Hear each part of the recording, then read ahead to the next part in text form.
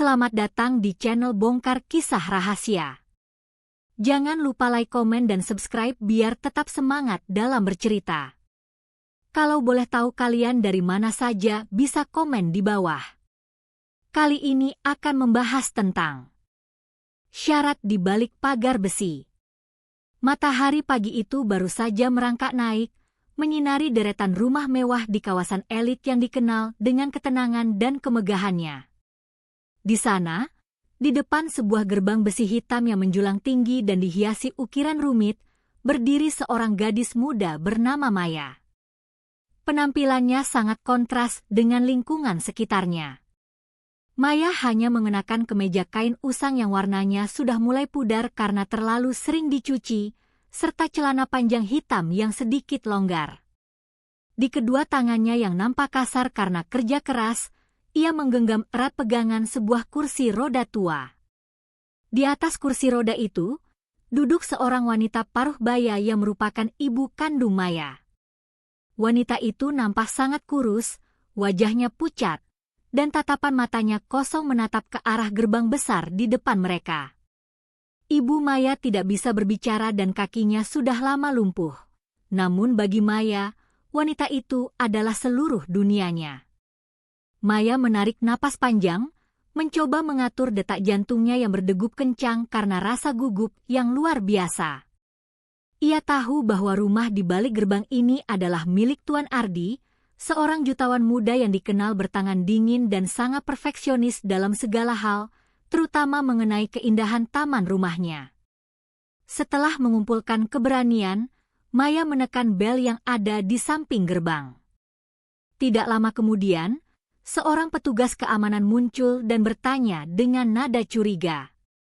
Maya menjelaskan bahwa ia datang untuk melamar posisi tukang kebun yang kabarnya sedang kosong. Setelah menunggu beberapa saat, gerbang besar itu terbuka secara otomatis dengan suara dengungan halus yang menunjukkan kecanggihan teknologinya. Maya mulai mendorong kursi roda ibunya memasuki halaman rumah yang sangat luas. Matanya terpaku pada hamparan rumput hijau yang nampak tidak terawat di beberapa sudut, serta tanaman hias yang mulai layu karena kurangnya perhatian. Tuan Ardi keluar dari pintu utama rumahnya yang megah. Pria itu tampil rapi dengan kemeja putih yang lengannya digulung hingga siku. Ia berjalan dengan langkah tegap dan berhenti tepat di depan Maya. Ardi menatap Maya dari ujung kepala hingga ujung kaki dengan ekspresi yang sulit ditebak. Ia merasa heran melihat seorang gadis muda melamar menjadi tukang kebun, apalagi dengan membawa seorang wanita tua yang nampak sakit-sakitan. Ardi bertanya dengan suara berat dan tegas mengenai pengalaman kerja Maya. Maya dengan tenang menjawab bahwa ia sudah biasa bekerja di perkebunan besar sejak remaja dan memiliki pengetahuan khusus tentang nutrisi tanah serta perawatan bunga langka. Namun, sebelum Ardi memberikan keputusan, Maya menghentikan pembicaraan itu. Ia mengatakan dengan suara lembut namun sangat jelas bahwa ia memiliki satu permohonan khusus. Maya memohon agar Tuan Ardi mengizinkannya membawa ibunya bekerja setiap hari. Maya menjelaskan bahwa tidak ada yang menjaga ibunya di rumah kontrakan mereka yang sempit, dan ia tidak akan tenang bekerja jika ibunya ditinggal sendirian.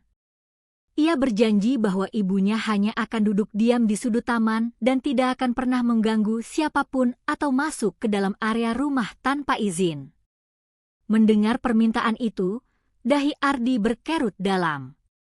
Ia adalah tipe pria yang sangat menjaga privasi dan keteraturan. Baginya, membawa keluarga ke tempat kerja adalah sesuatu yang sangat tidak profesional. Namun, di sisi lain, Ardi sedang dalam posisi sulit karena taman rumahnya harus segera diperbaiki sebelum acara besar perusahaan yang akan diadakan dalam beberapa minggu ke depan. Ia menatap ke arah ibu Maya. Ada sesuatu dalam tatapan wanita tua itu yang membuat Ardi merasa tidak nyaman, sebuah perasaan asing yang belum pernah ia rasakan sebelumnya. Setelah diam cukup lama, Ardi akhirnya menghela napas panjang. Ia memberikan izin dengan nada suara yang tetap dingin. Ia memperingatkan Maya bahwa jika keberadaan ibunya menyebabkan kekacauan sedikit saja, maka Maya akan langsung dipecat tanpa pesangon. Maya mengangguk cepat dengan mata yang berkaca-kaca karena lega. Keajaiban tangan sang gadis miskin. Hari-hari pertama Maya bekerja di kediaman Tuan Ardi diisi dengan kerja keras yang luar biasa. Sejak fajar menyingsing, ia sudah berada di taman dengan segala peralatan berkebunnya. Ia memulai dengan membersihkan gulma yang tumbuh liar di antara bunga-bunga mahal, memangkas dahan yang mati, serta mengganti tanah di pot-pot besar dengan campuran pupuk organik yang ia buat sendiri. Maya bekerja dengan ketelitian seorang seniman. Ia tidak hanya menyiram tanaman, tetapi seolah-olah berkomunikasi dengan mereka. Setiap helai daun ia bersihkan dari debu dengan penuh kasih sayang. Sementara Maya sibuk bekerja, ibunya duduk dengan tenang di bawah bayangan pohon beringin besar yang terletak di pojok halaman. Dari sana, sang ibu bisa melihat seluruh bagian depan rumah mewah itu. Kehadiran mereka berdua tentu saja menjadi bahan pembicaraan hangat di antara para pelayan dan staf rumah tangga Tuan Ardi. Banyak yang memandang rendah Maya, menganggapnya hanya seorang gadis desa yang mencoba mencari simpati pemilik rumah dengan membawa-bawa ibunya yang cacat. Beberapa pelayan bahkan sengaja berbisik-bisik cukup keras saat melewati Maya, melontarkan kalimat pedas tentang bau tanah dan kemiskinan yang merusak pemandangan rumah mewah tersebut. Namun, Maya seolah memiliki telinga yang tertutup bagi semua ejekan itu. Fokusnya tidak goyah. Hasil kerja kerasnya mulai terlihat hanya dalam waktu 1 minggu. Taman yang tadinya nampak kusam dan tidak bernyawa, kini berubah menjadi hamparan hijau yang sangat asri. Bunga-bunga mawar yang sebelumnya tidak mau mekar, kini mulai memamerkan kelopak merah merona yang sangat indah. Tanaman anggrek langka milik Tuan Ardi yang sempat dianggap mati oleh ahli botani sebelumnya, secara ajaib mulai memunculkan kuncup-kuncup baru di tangan Maya. Tuan Ardi mulai menyadari perubahan itu. Setiap pagi sebelum berangkat ke kantor, ia menyempatkan diri berdiri di balkon kamarnya untuk melihat taman. Ia merasa kagum melihat bagaimana gadis muda itu bekerja tanpa henti. Ada sebuah dedikasi yang tulus yang terpancar dari gerak-gerik Maya. Suatu sore, Ardi memutuskan untuk turun ke taman dan melihat lebih dekat. Ia berjalan mendekati area tempat Maya sedang merapikan tanaman pagar. Suasana sore itu sangat tenang, hanya terdengar suara kicauan burung dan gesekan gunting tanaman. Saat Ardi berjalan melewati pohon beringin, langkahnya terhenti secara tiba-tiba. Ia melihat Ibu Maya sedang menatap ke arah pintu utama rumah dengan intensitas yang sangat dalam. Air mata nampak mengalir di pipi keriput wanita tua itu, meskipun wajahnya tetap terlihat datar tanpa ekspresi. Ardi merasa ada sesuatu yang sangat aneh. Mengapa seorang wanita yang tidak bisa bicara dan nampak tidak berdaya itu bisa mengeluarkan kesedihan yang begitu kuat hanya dengan menatap sebuah bangunan? Ardi berniat bertanya pada Maya, namun asisten pribadinya, Bagas, tiba-tiba datang menginterupsi. Bagas membawa beberapa dokumen dan mulai memberikan laporan kerja, namun matanya terus melirik tajam ke arah Maya dan ibunya. Bagas adalah orang yang paling tidak setuju dengan keberadaan mereka di rumah ini. Ia terus menghasut Ardi dengan mengatakan bahwa Maya mungkin adalah mata-mata atau orang yang dikirim oleh saingan bisnis Ardi untuk mencari kelemahan di rumah itu. Bagas juga mengeluhkan tentang kursi roda tua yang menurutnya merusak estetika taman. Ardi hanya mendengarkan tanpa memberikan banyak tanggapan, namun di dalam pikirannya, ia mulai bertanya-tanya tentang siapa sebenarnya Maya dan ibunya. Ada sebuah rahasia yang tersimpan di balik ketenangan Ibu Maya, sebuah misteri yang sepertinya berhubungan erat dengan sejarah rumah mewah yang kini ia tempati. Jam tangan dan fitnah yang kejam. Suasana di kediaman Tuan Ardi yang biasanya tenang mendadak berubah menjadi tegang pada suatu pagi yang mendung. Semua pelayan dikumpulkan di ruang tengah dengan wajah pucat dan penuh ketakutan. Kabar burung menyebar dengan cepat bahwa sebuah jam tangan mewah edisi terbatas milik Tuan Ardi telah hilang dari meja riasnya. Jam tangan itu bukan sekadar perhiasan mahal, melainkan warisan berharga dari almarhum ayahnya yang memiliki nilai sejarah sangat tinggi bagi keluarga besar tersebut. Tuan Ardi berdiri di tengah ruangan dengan raut wajah yang sangat dingin, matanya menatap tajam satu persatu orang yang bekerja di rumahnya. Bagas, sang asisten pribadi, tampak sibuk mondar-mandir sambil memegang daftar inventaris. Dengan nada suara yang sengaja dikeraskan, Bagas mulai melirik ke arah luar jendela, tepat ke arah taman di mana Maya sedang bekerja seperti biasa. Bagas kemudian mendekat ke arah Tuan Ardi dan berbisik bahwa sejak ada orang asing yang diizinkan membawa keluarga ke lingkungan rumah, keamanan menjadi sangat longgar. Ia secara terang-terangan menuduh bahwa Maya adalah orang yang paling mencurigakan karena ia sering terlihat mendekati area pintu belakang yang terhubung langsung dengan koridor kamar utama. Tuan Ardi sebenarnya merasa ragu dengan tuduhan itu, namun karena tekanan dari Bagas dan situasi yang memanas, ia akhirnya memerintahkan untuk menggeledah barang-barang milik Maya yang diletakkan di gudang peralatan taman. Maya yang mendengar keributan itu segera masuk ke dalam rumah dengan wajah bingung. Ia melihat tas kainnya yang sederhana sudah tumpah di lantai, namun jam tangan itu tidak ditemukan di sana. Tidak menyerah sampai di situ, Bagas meminta izin untuk memeriksa kursi roda ibu Maya yang sedang terparkir di bawah pohon. Maya merasa sangat terhina. Ia berdiri di depan ibunya, mencoba melindungi wanita tua itu dari perlakuan kasar para penjaga. Maya mengatakan dengan suara gemetar bahwa mereka boleh menghina kemiskinannya, tetapi jangan pernah menyentuh ibunya yang tidak berdaya. Di tengah perdebatan itu, Ibu Maya tiba-tiba menunjukkan reaksi yang sangat aneh.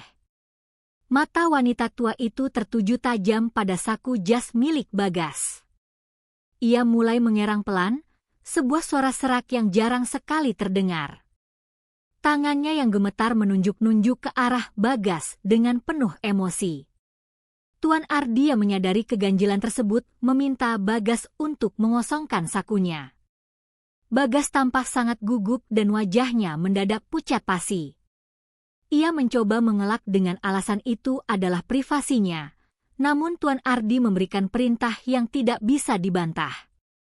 Saat Bagas merogoh sakunya, sebuah benda berkilauan jatuh ke lantai marmer dengan suara dentingan yang nyaring. Itu adalah jam tangan yang hilang. Seluruh ruangan menjadi sunyi senyap. Ternyata Bagas sengaja menyembunyikan jam tersebut untuk memfitnah Maya agar gadis itu diusir dari rumah tersebut. Tuan Ardi merasa sangat kecewa dan langsung memecat Bagas hari itu juga. Namun, di balik kejadian itu, Ardi mulai bertanya-tanya, bagaimana mungkin Ibu Maya tahu benda itu ada di saku Bagas padahal wanita itu hanya duduk di taman. Rahasia di balik gerakan tangan. Setelah kejadian fitnah yang gagal itu, suasana di rumah mewah tersebut menjadi lebih tenang, namun rasa ingin tahu Tuan Ardi terhadap Maya dan ibunya justru semakin memuncak. Ia mulai menyadari bahwa Ibu Maya bukanlah wanita tua biasa yang kehilangan kesadaran. Ada kecerdasan yang tersembunyi di balik matanya yang sayu. Suatu sore, setelah menyelesaikan pekerjaannya, Maya membawa ibunya berkeliling taman yang kini sudah dipenuhi bunga berwarna-warni. Tanpa mereka sadari, Tuan Ardi memperhatikan mereka dari balik pilar teras yang besar. Ardi melihat Ibu Maya melakukan gerakan tangan yang sangat spesifik saat mereka melewati jendela besar yang memperlihatkan ruang tamu utama. Di dalam ruangan itu, tergantung sebuah lukisan pemandangan kuno yang merupakan koleksi pribadi ayah Ardi. Ibu Maya tampak sangat gelisah, tangannya bergerak membentuk simbol-simbol tertentu di udara seolah-olah sedang menuliskan sesuatu. Maya yang melihat itu segera mengambil secari kertas dan pensil dari kantongnya. Ia tampak sudah terbiasa menerjemahkan gerakan tangan ibunya menjadi kata-kata. Rasa penasaran yang tidak terbendung membuat Tuan Ardi melangkah keluar dan menghampiri mereka. Maya sempat terkejut dan hendak menyembunyikan kertas itu, namun Ardi memintanya dengan sopan untuk menunjukkan apa yang ditulis oleh ibunya. Dengan tangan gemetar, Maya menyerahkan kertas tersebut. Di sana tertulis sebuah kalimat pendek yang membuat jantung Ardi seakan berhenti berdetak. Di balik kanvas ada kebohongan yang membeku. Ardi menatap lukisan di ruang tamunya, lalu kembali menatap Ibu Maya yang kini menundukkan kepalanya dalam-dalam. Ardi mengajak Maya dan ibunya masuk ke dalam rumah, melanggar aturannya sendiri yang melarang mereka menginjakan kaki di dalam bangunan utama. Ia membawa mereka tepat di depan lukisan tua itu. Ibu Maya tampak sangat emosional. Ia menyentuh bingkai kayu lukisan itu dengan ujung jarinya yang kasar. Maya menjelaskan bahwa ibunya dulu adalah seorang penata rumah di gedung-gedung besar sebelum kecelakaan hebat merenggut segalanya. Namun, Maya tidak tahu bahwa rumah yang dimaksud ibunya selama ini adalah rumah yang sekarang mereka tempati. Tuan Ardi mencoba menurunkan lukisan besar itu dari dinding dengan bantuan beberapa pelayan pria. Saat lukisan itu terlepas, mereka menemukan sebuah lubang kecil di dinding belakangnya yang selama ini tertutup rapat. Di dalam lubang itu terdapat sebuah amplop coklat tua yang sudah berdebu. Ardi membukanya dengan hati-hati dan menemukan beberapa lembar dokumen asli mengenai kepemilikan tanah dan saham perusahaan ayahnya. Nama yang tertera di sana bukan hanya nama ayahnya, melainkan ada nama lain yang telah dicoret secara paksa. Ardi menatap Ibu Maya dengan tatapan yang penuh dengan tanda tanya dan kekaguman. Ia mulai menyadari bahwa wanita di kursi roda ini bukan sekadar tukang kebun miskin yang butuh belas kasihan. Ada sebuah sejarah besar yang telah dihapus oleh seseorang di masa lalu, dan sepertinya Ibu Maya adalah saksi kunci yang sengaja disingkirkan agar rahasia itu tidak pernah terungkap. Ardi berjanji dalam hati bahwa ia akan menguak kebenaran ini, meskipun itu harus membongkar luka lama keluarganya sendiri. Ia menatap Maya yang tampak bingung, menyadari bahwa kehidupan gadis itu akan berubah selamanya setelah rahasia ini terbongkar sepenuhnya. Pertemuan di tengah hujan badai. Langit di atas kediaman mewah Tuan Ardi mendadak berubah menjadi kelabu pekat pada suatu sore yang terasa sangat menyesakan. Angin kencang mulai bersiul di antara celah-celah pohon besar yang mengelilingi taman, menandakan bahwa badai besar akan segera datang. Maya yang saat itu tengah sibuk merapikan barisan bunga lili di area belakang, segera menyadari perubahan cuaca yang ekstrim ini. Ia tidak memikirkan dirinya sendiri, melainkan langsung berlari menuju sudut taman di bawah pohon beringin tempat ibunya biasa duduk dengan tenang.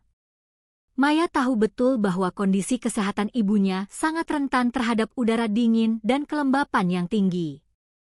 Namun, sebelum Maya sempat mencapai kursi roda ibunya, hujan deras tiba-tiba tumpah dari langit seolah-olah tumpah dari sebuah wadah raksasa. Pandangan mata menjadi terbatas karena lebatnya air yang jatuh. Maya berteriak memanggil ibunya meski ia tahu ibunya tidak bisa menjawab. Dengan sisa tenaga yang ada, ia mendorong kursi roda itu secepat mungkin menuju teras rumah utama yang paling dekat. Pakaian mereka berdua basah kuyup dalam hitungan detik. Maya menggigil hebat, namun ia terus mendekap bahu ibunya agar wanita tua itu merasa hangat. Di saat yang sama, Tuan Ardi yang baru saja turun dari mobilnya di depan lobi, melihat pemandangan yang menyayat hati tersebut dari kejauhan. Tanpa memedulikan jas mahalnya yang mulai basah, Ardi berlari menghampiri Maya. Ia melihat bagaimana gadis muda itu menggunakan tubuhnya sendiri sebagai payung untuk melindungi ibunya. Ardi segera membantu mendorong kursi roda itu masuk ke dalam area lobi yang hangat dan kering.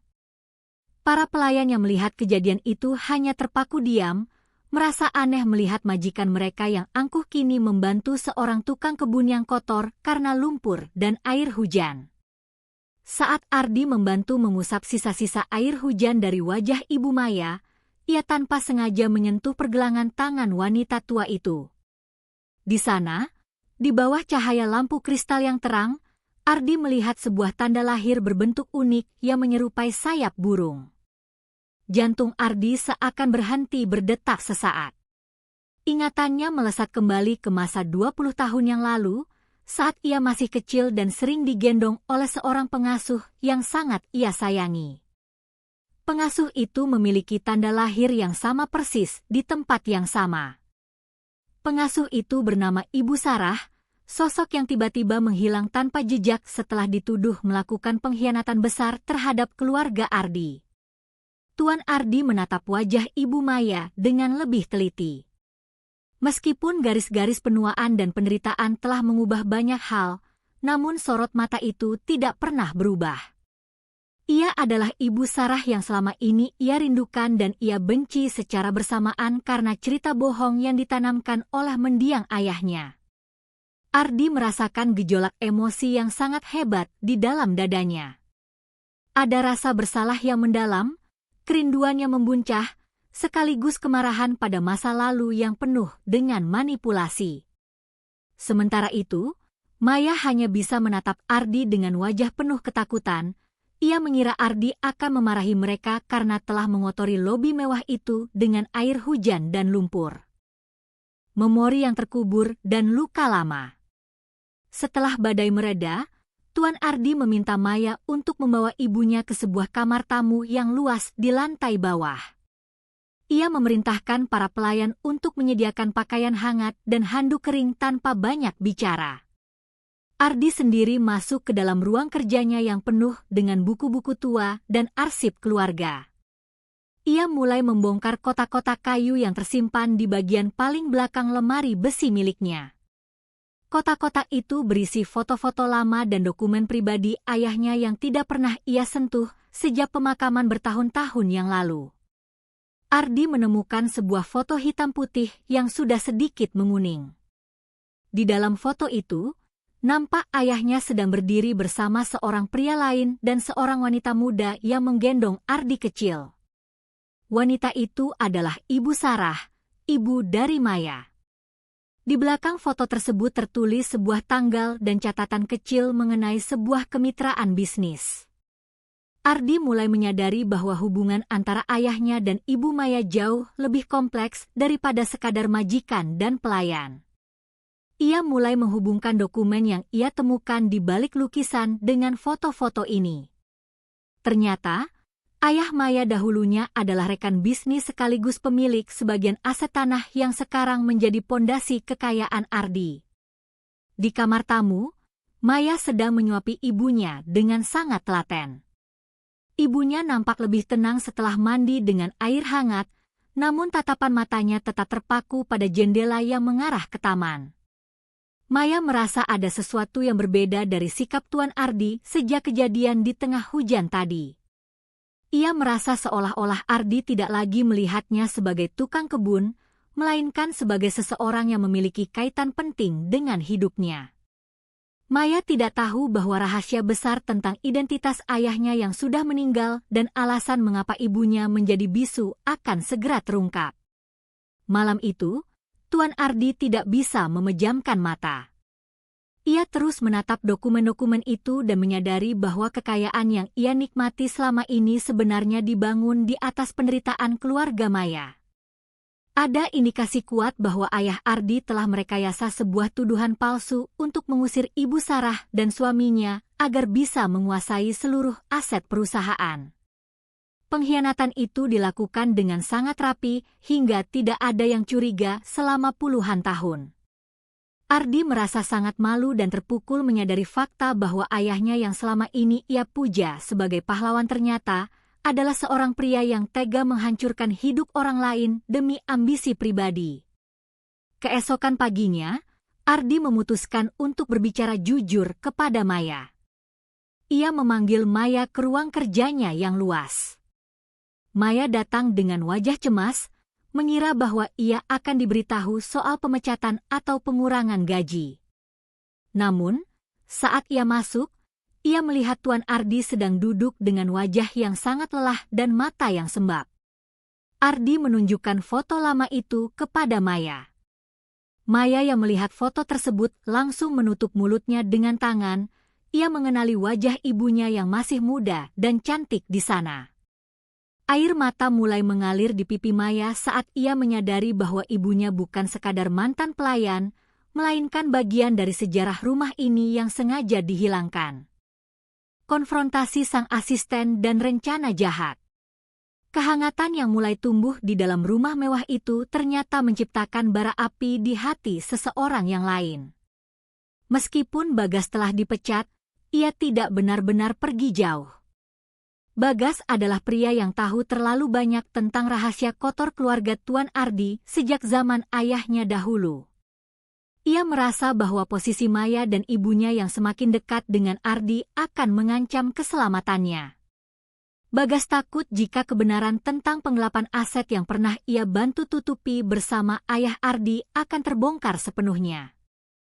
Dari kejauhan, melalui bantuan seorang pelayan dalam yang masih setia padanya, Bagas mulai menyusun rencana untuk menyingkirkan Maya secara permanen sebelum Ardi melangkah terlalu jauh. Di dalam rumah, suasana masih terasa canggung namun penuh emosi. Maya masih terdiam setelah melihat foto masa lalu ibunya di ruang kerja Ardi. Ia merasa dunia seakan berputar. Selama ini ia hanya tahu bahwa mereka miskin karena nasib buruk, namun ternyata ada tangan jahat yang merancang kemiskinan mereka. Ardi berusaha menjelaskan bahwa ia akan bertanggung jawab, namun Maya merasa harga dirinya terluka. Ia tidak butuh belas kasihan. Ia butuh keadilan untuk ibunya yang kini tidak bisa lagi membela diri dengan kata-kata. Maya keluar dari ruang kerja dengan langkah cepat, kembali menuju kamar tamu untuk memeluk ibunya. Sementara itu, pelayan suruhan Bagas mulai melakukan aksinya. Ia sengaja menaruh beberapa dokumen palsu di dalam kamar tamu tempat Maya dan ibunya menginap. Dokumen itu berisi rencana pemerasan yang seolah-olah ditulis oleh Maya untuk menjatuhkan Tuan Ardi. Tidak hanya itu, pelayan tersebut juga menyabotase obat-obatan yang biasa diminum oleh Ibu Maya, menggantinya dengan cairan yang bisa membuat wanita tua itu menjadi sangat gelisah. Tujuannya jelas, agar Ardi percaya bahwa Maya dan ibunya adalah orang-orang berbahaya yang hanya berpura-pura baik demi mendapatkan harta kekayaan keluarga tersebut. Kegelisahan mulai menyelimuti rumah itu saat malam tiba.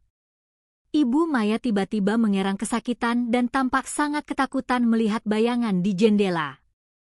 Maya yang panik mencoba mencari bantuan, namun ia justru mendapati para pelayan menatapnya dengan pandangan penuh kecurigaan. Saat Ardi datang untuk memeriksa keadaan, pelayan suruhan Bagas itu dengan sigap menunjukkan dokumen palsu yang ia temukan di bawah kasur Maya. Ardi tertegun sejenak melihat dokumen itu. Isinya sangat meyakinkan, lengkap dengan tanda tangan Maya yang dipalsukan dengan sangat rapi. Ardi berdiri di tengah ketidakpastian. Di satu sisi, logika bisnisnya yang tajam memintanya untuk waspada. Namun di sisi lain, hatinya menolak percaya bahwa gadis setulus Maya bisa melakukan hal sekeji itu. Ia menatap Maya yang sedang menangis sambil memegang tangan ibunya. Ardi menyadari bahwa ada pihak ketiga yang sedang mencoba mengadu domba mereka. Ia tidak langsung marah, melainkan diam-diam menghubungi tim keamanan pribadinya yang baru untuk melacak keberadaan Bagas dan memeriksa rekaman kamera pengawas yang tersembunyi. Ardi mulai belajar bahwa di rumah ini, musuh yang sebenarnya bukanlah mereka yang berpakaian lusuh, melainkan mereka yang bersembunyi di balik jas rapi dan senyum palsu. Kebenaran di balik surat tua. Ketegangan di kediaman Ardi mencapai puncaknya ketika sebuah kotak kayu tua yang disembunyikan oleh Maya selama bertahun-tahun akhirnya dibuka. Kotak itu adalah satu-satunya barang yang dilarang keras oleh ibunya untuk dibuka sampai saat yang tepat tiba. Namun, melihat situasi yang semakin mendesak dan fitnah yang semakin kejam, Maya merasa inilah saatnya. Di hadapan Tuan Ardi dan beberapa saksi, Maya membuka gembok karatan kotak tersebut. Di dalamnya, tersimpan sebuah rahasia yang jauh lebih besar dari sekadar foto-foto lama atau tanda lahir. Di dalam kotak itu terdapat sebuah surat pernyataan asli yang ditulis tangan oleh ayah Tuan Ardi sendiri beberapa minggu sebelum ia meninggal dunia. Surat itu nampak sudah menguning dengan bau apek yang menyengat, namun tulisannya masih sangat jelas terbaca. Dalam surat itu, ayah Ardi mengakui segala dosanya. Ia menuliskan pengakuan bahwa ia telah memanipulasi tanda tangan suami Ibu Sarah untuk mengalihkan seluruh kepemilikan saham perusahaan. Ia juga mengakui bahwa kecelakaan yang dialami Ibu Maya bukanlah murni musibah, melainkan sabotase rem mobil yang direncanakan oleh orang suruhannya agar saksi kunci tidak bisa bicara selamanya. Membaca surat itu, tubuh Ardi gemetar hebat. Ia merasa seolah-olah seluruh dunia yang ia bangun di atas kebanggaan keluarga runtuh seketika. Ayahnya, yang selama ini ia anggap sebagai teladan kejujuran, ternyata adalah seorang kriminal yang tega menghancurkan hidup sahabatnya sendiri demi uang. Ardi menatap Ibu Maya dengan air mata yang mulai menetes. Ia kini mengerti mengapa wanita tua itu selalu menatap rumah ini dengan penuh luka dan kerinduan. Rumah ini sebenarnya adalah miliknya, hasil keringat suaminya yang dirampas secara paksa melalui pengkhianatan yang sangat keji. Maya juga baru menyadari sepenuhnya sejarah kelam keluarganya. Selama ini ibunya tidak pernah bercerita karena takut Maya akan dalam bahaya jika berurusan dengan orang-orang kaya tersebut. Namun, surat pengakuan itu juga menyebutkan bahwa ada sebuah brankas rahasia di bawah lantai perpustakaan rumah ini yang berisi bukti-bukti transfer asli dan sertifikat tanah yang belum sempat dihancurkan. Ardi tanpa membuang waktu mengajak Maya menuju perpustakaan. Mereka mulai menggeser rak-rak buku yang besar dan mencari ubin lantai yang terdengar kosong saat diketuk. Setelah pencariannya melelahkan, mereka menemukan brankas baja kecil yang tertanam di dalam lantai. Ardi menggunakan kode yang disebutkan dalam surat pengakuan ayahnya. Saat pintu brankas terbuka, di dalamnya terdapat tumpukan sertifikat dan emas batangan yang jumlahnya sangat fantastis. Nilainya jauh melebihi seluruh aset yang dikelola Ardi saat ini. Kebenaran kini telah benar-benar telanjang di depan mata mereka. Maya yang selama ini dianggap sebagai gadis miskin tukang kebun, ternyata adalah pewaris sah dari kekayaan yang selama ini dinikmati oleh keluarga Ardi. Tuan Ardi berlutut di depan Ibu Maya, meminta maaf atas segala penderitaan yang telah dialami wanita itu selama puluhan tahun. Ia berjanji akan memberikan kembali semua hak yang seharusnya menjadi milik mereka. Namun, bagi Maya, harta itu bukan segalanya. Ia hanya merasa lega karena akhirnya nama baik ibunya bersih dari segala tuduhan pencurian di masa lalu. Kini, perjuangan sesungguhnya adalah bagaimana mereka akan menghadapi antek-antek lama ayah Ardi, termasuk Bagas, yang pasti tidak akan tinggal dia melihat harta ini kembali ke tangan pemilik yang sebenarnya. Cahaya keadilan mulai bersinar di rumah mewah itu, namun bayang-bayang bahaya masih mengintai dari sudut-sudut gelap yang belum terjamah. Sang milioner terguncang dan konsekuensi nyata. Dunia Tuan Ardi seakan runtuh berkeping-keping di bawah kaki marmer rumah mewahnya sendiri. Penemuan brankas rahasia dan surat pengakuan ayahnya telah mengubah segalanya dalam semalam. Pria yang selama ini dikenal sebagai penguasa bisnis yang tidak tergoyahkan itu kini duduk bersimpuh di lantai perpustakaan yang dingin. Ia memandangi tumpukan dokumen yang membuktikan bahwa setiap sen yang ia miliki, setiap kemewahan yang ia nikmati, dan bahkan rumah tempat ia berteduh, semuanya adalah hasil dari perampasan hak milik keluarga Maya. Ardi merasa sangat kerdil di hadapan Maya, gadis yang sebelumnya ia anggap sebagai rakyat jelata yang butuh belas kasihannya. Maya sendiri berdiri mematung dengan air mata yang terus mengalir membasahi pipinya yang kusam. Ia menatap ibunya yang duduk di kursi roda, yang kini tampak jauh lebih tenang seolah beban berat yang dipikul selama 20 tahun telah terangkat sedikit demi sedikit. Maya tidak pernah membayangkan bahwa ayahnya adalah seorang pria hebat yang dikhianati oleh sahabatnya sendiri. Rasa benci sempat menyelinap di hati Maya saat menatap Ardi, namun ia melihat ketulusan dan kehancuran di mata pria itu. Ardi bukanlah pelaku, melainkan pewaris dari dosa yang tidak pernah ia minta. Keesokan paginya, Ardi melakukan langkah yang membuat seluruh staf rumah tangga dan rekan bisnisnya terkejut luar biasa. Ia mengumpulkan seluruh pengacara pribadinya dan memberikan perintah yang sangat tidak masuk akal bagi dunia bisnis. Ia meminta agar seluruh aset yang tercantum dalam dokumen rahasia tersebut segera dialihkan kembali atas nama Ibu Sarah dan Maya.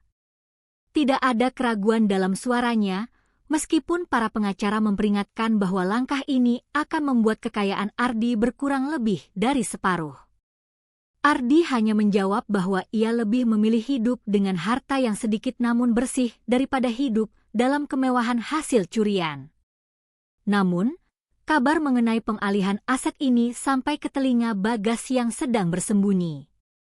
Pria licik itu menyadari bahwa jika aset itu kembali ke tangan Maya, maka semua keterlibatannya di masa lalu dalam membantu ayah Ardi melakukan sabotase akan terbongkar secara hukum. Bagas menjadi gelap mata. Ia menggunakan sisa pengaruh dan uangnya untuk menyewa orang-orang bayaran guna menyerbu rumah mewah itu di tengah malam. Ia berniat menghancurkan semua bukti asli dan menculik Maya beserta ibunya agar kebenaran tetap terkubur selamanya. Malam itu, kediaman Ardi yang biasanya tenang menjadi medan pertempuran dalam kegelapan. Bagas dan anak buahnya berhasil menerobos gerbang belakang yang ia ketahui kodenya. Mereka bergerak menuju ruang perpustakaan tempat dokumen-dokumen itu disimpan. Namun, Ardi yang sudah mengantisipasi serangan ini berkat kewaspadaan tim keamanan barunya, tidak tinggal diam. Terjadi ketegangan hebat di koridor rumah. Ardi berusaha melindungi Maya dan ibunya dengan menempatkan mereka di dalam ruang aman yang tersembunyi. Di tengah kekacauan itu, Ardi menyadari bahwa menjaga kebenaran ternyata jauh lebih sulit daripada sekadar mengakuinya. Ia harus mempertaruhkan nyawanya untuk memastikan bahwa hak Maya tidak dirampas untuk kedua kalinya. Keadilan dan awal yang baru di Taman Kenangan. Fajar mulai menyingsing di ufuk timur, membawa cahaya yang perlahan mengusir kegelapan malam yang mencekam. Polisi telah tiba dan berhasil meringkus Bagas beserta anak buahnya setelah aksi pengepungan yang dramatis. Bagas akhirnya dipaksa menghadapi hukum atas semua kejahatan masa lalunya, termasuk keterlibatannya dalam sabotase kecelakaan orang tua Maya. Dengan tertangkapnya Bagas, mata rantai kejahatan yang membelit sejarah keluarga Ardi dan Maya kini resmi terputus. Keadilan yang tertunda selama 2 dekade akhirnya menemukan jalannya pulang dengan cara yang paling tidak terduga. Beberapa bulan berlalu sejak kejadian hebat tersebut. Kediaman mewah itu kini nampak jauh lebih hidup dan bercahaya. Tidak ada lagi suasana dingin dan kaku yang dulu menyelimuti setiap sudut ruangan. Atas permintaan Maya, Ardi tidak pergi meninggalkan rumah itu, melainkan mereka sepakat untuk mengelola aset tersebut bersama-sama sebagai mitra bisnis yang sah. Maya telah bertransformasi dari seorang gadis tukang kebun yang pemalu menjadi wanita muda yang anggun dan berwibawa, namun ia tetap rendah hati. Ia kini mengenakan pakaian yang layak, namun tangannya masih sering menyentuh tanah dan tanaman karena berkebun tetap menjadi gairah hidupnya. Ibu Maya, yang kini telah mendapatkan perawatan medis terbaik dari luar negeri, mulai menunjukkan kemajuan yang luar biasa. Meskipun suaranya belum sepenuhnya kembali, namun ia kini bisa tersenyum dan memberikan isyarat dengan tangannya yang tidak lagi gemetar hebat. Ia tidak lagi duduk di pojok taman sebagai orang asing, melainkan duduk di teras utama sebagai nyonya rumah yang sah. Setiap pagi, Ardi akan menemani Ibu Sarah minum teh sambil mendengarkan Maya yang dengan riang menceritakan jenis-jenis bunga baru yang ia tanam di halaman depan. Ardi merasa jauh lebih bahagia sekarang, karena ia tahu bahwa setiap sen yang ia keluarkan kini tidak lagi membebani nuraninya.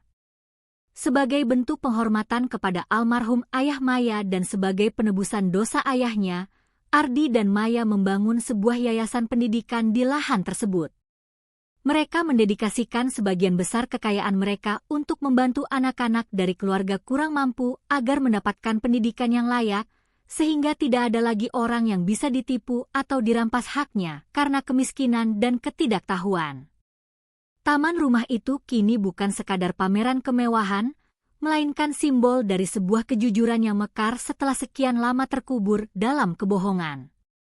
Kisah tentang gadis miskin tukang kebun yang membawa ibunya bekerja akhirnya menjadi legenda di kota tersebut. Orang-orang tidak lagi membicarakan kemiskinannya, melainkan keteguhan hatinya dalam menjaga kehormatan sang ibu. Kebenaran yang membuat milioner itu kaget ternyata bukan hanya soal harta, melainkan soal bagaimana sebuah kejujuran bisa mengubah hidup seseorang dari kegelapan menuju cahaya yang paling terang. Di bawah pohon beringin tua yang menjadi saksi bisu perjuangan mereka, Maya dan Ardi berdiri berdampingan, menatap masa depan yang kini nampak begitu cerah dan penuh harapan. Cerita mereka berakhir bukan dengan dendam yang tersisa, melainkan dengan sebuah perdamaian yang tulus di atas tanah yang kini telah diberkati oleh keadilan.